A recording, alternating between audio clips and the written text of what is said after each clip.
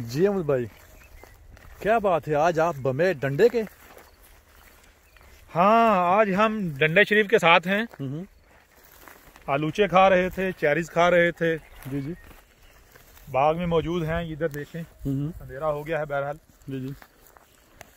सेब जो है उनका मुआयना किया है। वो उम्मीद है 2 हफ्ते तक रेडी हो जाएंगे। जी जी। पकने स्टार्ट हो जाएंगे। उसके अलावा नाशपातियाँ हैं, वो भी अभी कच्ची हैं। जी जी। तो आलूचे वगैरह खाए आज, आलू बुखारे खाए, चेरीज खाई, और उसके साथ साथ डंडा आपको नजर आ रहा है। जी जी। क्या मकसद है डंडे का, इसके लिए आप ऐसा करें, इंतजार करें। उम्मीद है जल्द ही आप अगली आने वाली वीडियो में देख लेंगे। आपका इंतजार सफल होगा। हाँ बिल्कुल। तो मुझे लगता है डंडे शरीफ का इंतजार करें। जी जी। आगे नेक्स्ट वीडियो जो है वो आ जाएगी, उसमें आप खुद देख लेंगे पूरी डिटेल के साथ। जी बिल्कुल। बस करें फिर।